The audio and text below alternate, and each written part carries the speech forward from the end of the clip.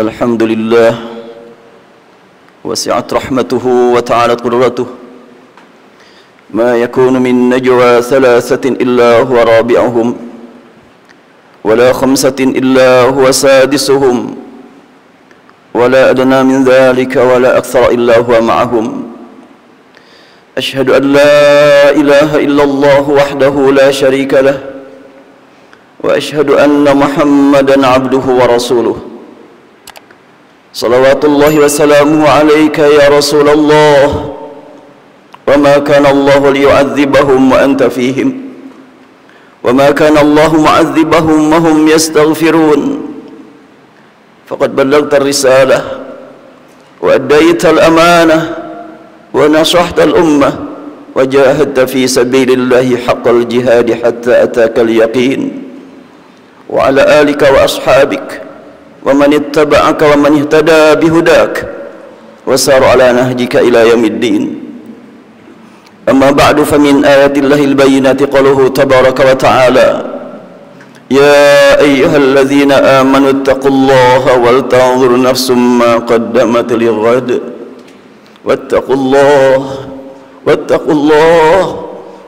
الله إن الله خبير بما تعملون وقال تعالى قل لن يصيبنا إلا ما كتب الله لنا هو مولانا وعلى الله فليتوكل المؤمنون.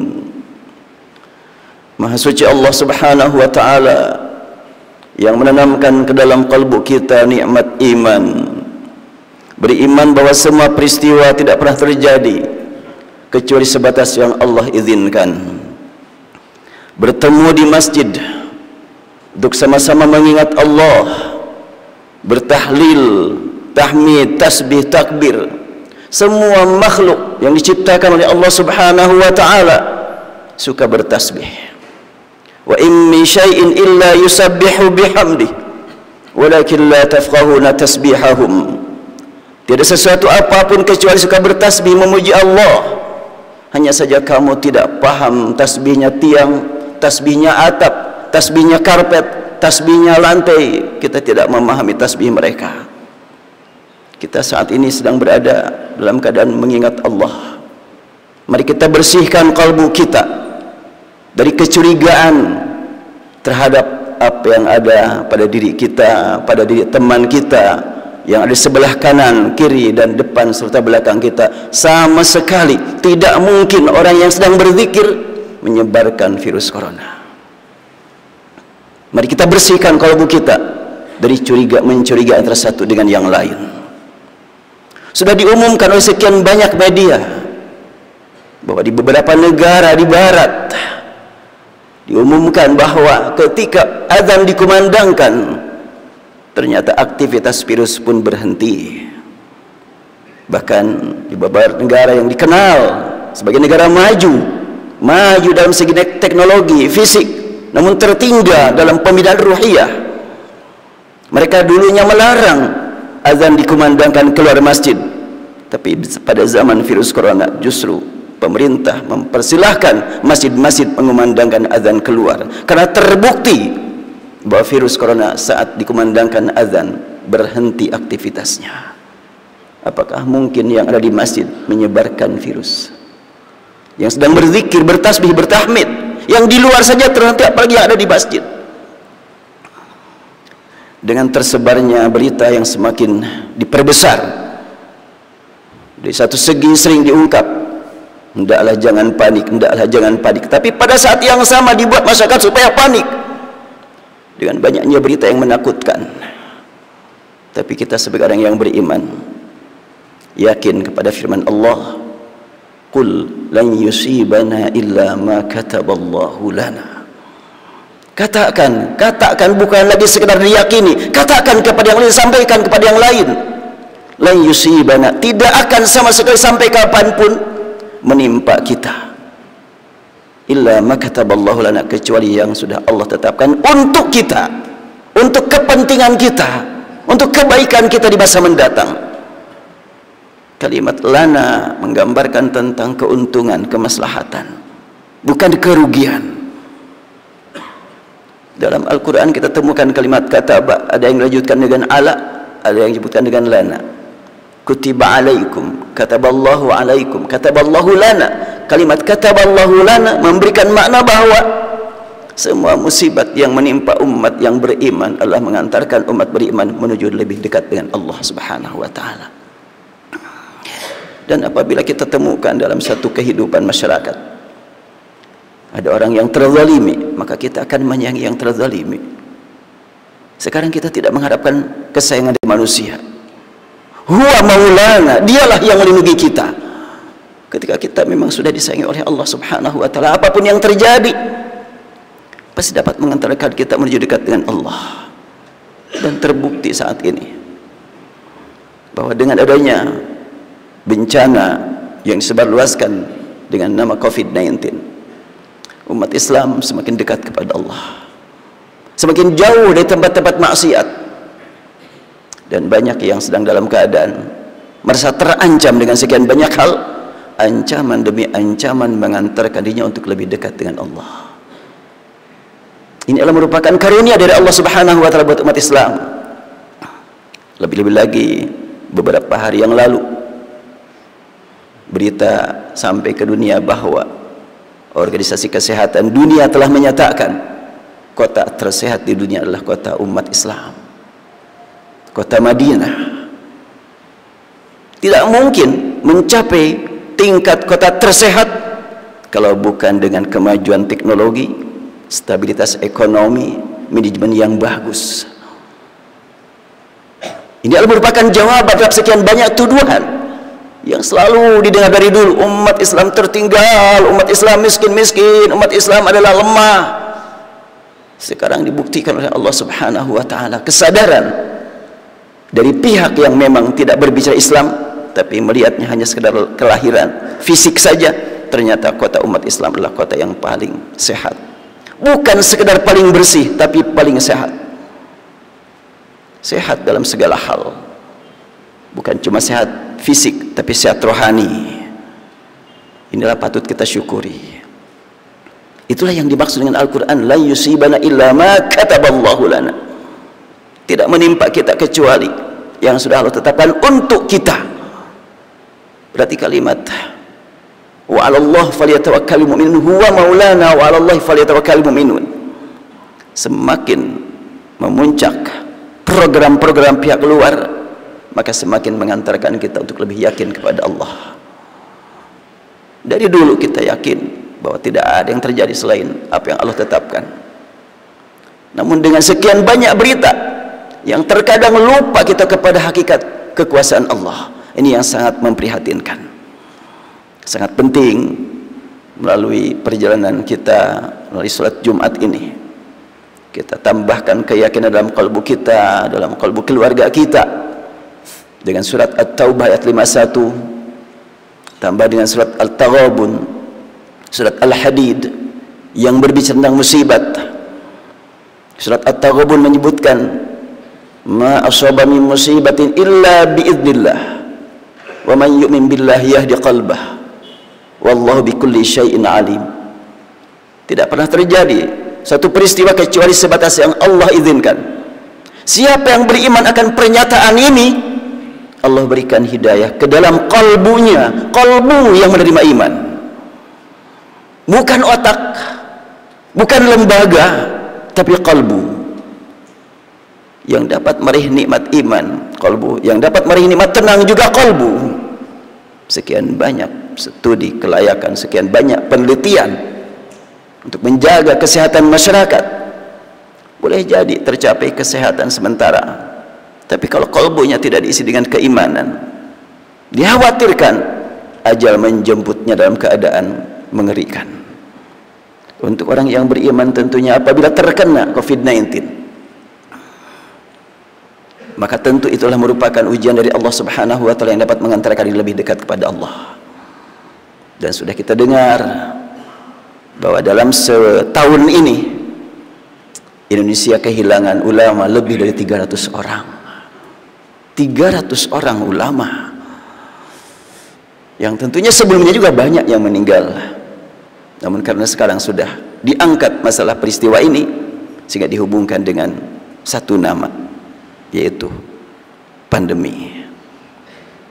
Allah tegaskan, Rasul tegaskan, innallaha la yantazi'ul ilma intiza'an yantazi'uhu minal ibad walakin Allah yaqbidul ilma biqabdil ulama hatta idza lam yubqi aliman ittakhadhan nasu ru'asa juhala fa'abtau fasu'ilu fa'aftau bighayri ilmin fadallu wa adallu.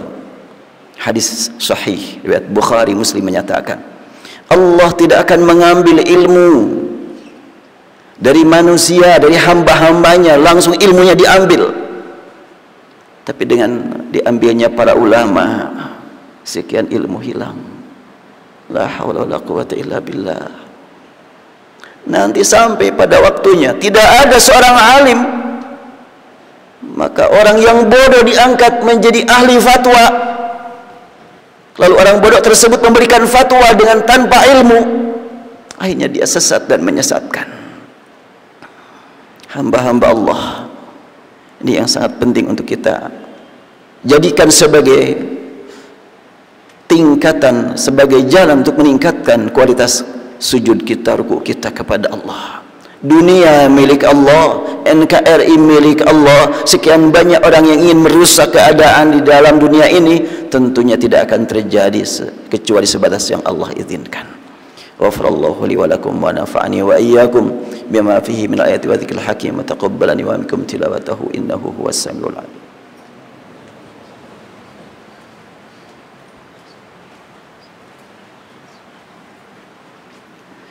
Alhamdulillahi rabbil alamin hamdan yuafi ni'amahu yukafi mazidah.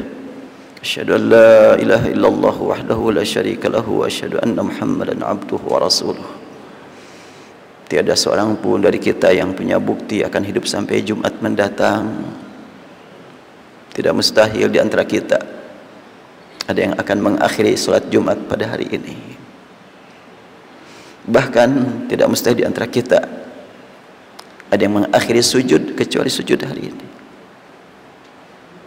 Kapanpun, dimanapun ajal menjemput kita, kita berharap kepada Allah agar Allah berikan kepada kita nikmat menghembuskan nafas terakhir untuk meraih ridha Allah, nikmat mati dengan husnul khatimah. Itulah tujuan utama kita. Sehat fisik, kalau rohani tidak sehat rugi. Fisiknya sakit, kalau rohaninya sehat tentunya tidak akan berpengaruh bagi kehidupan masa mendatang. Yang paling penting bagaimana rohani kita sehat. Ingatkah kepada mati bukanlah merupakan hal yang membuat kita malas, tapi ingat kepada mati dapat meningkatkan kita untuk beramal lebih produktif lagi. Kapan lagi kita beramal kalau bukan sekarang? Rasulullah menegaskan aktsiru min dzikri hadimil ladzat. Perbanyaklah oleh kamu ingat kepada kematian. Ingat kepada mati, semakin jelas aktivitas kita. Tujuannya adalah untuk kehidupan di masa mendatang. Sehat dan sakit, jalan untuk menuju ridha Allah. Kurang atau bertambahnya harta, jalan untuk menuju ridha Allah.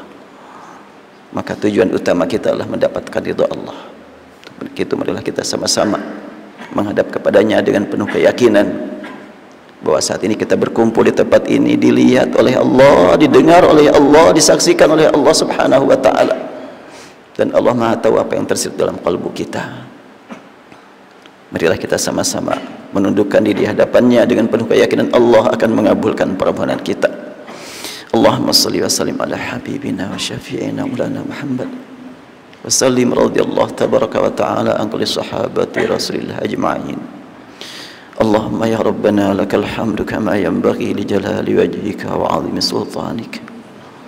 Ya Allah ya Rahman ya Rahim ya Tuhan kami, sungguh telah Engkau berikan kepada kami kenikmatan yang tak terhingga, nikmat iman, nikmat yakin. Rabbana, kami tidak mampu menjaga nikmat ini tanpa bimbingan-Mu. Hanya kepada Engkau ya Allah kami berharap agar Engkau pelihara nikmat iman dalam kalbu kami. Jadikan kami menjadi hamba-hamba yang istiqamah dalam ibadah padamu. Allahumma Rabbana ya Tuhan kami menyadari ya Allah Sekian banyak karunia Engkau curahkan kepada kami, sering kami salah gunakan di hadapan Engkau. Dan kami yakin Engkau melihat saat kami menyalahgunakan nikmat-Mu. Allahumma ya Rabbana, ya Tuhan kami, betapapun banyak dosa kami, kesalahan kami, kami tidak akan putus asa mengharap kepada Engkau. Kepada siapa lagi kami berharap kalau bukan kepada Engkau? Rabbana, ya Tuhan kami mohon ya Allah, Engkau buka pintu ijabah bagi kami. Habis kepada siapa lagi kami mohon ampun kalau bukan kepada Engkau? Kepada siapa lagi kami mohon rahmat kalau bukan kepada Engkau?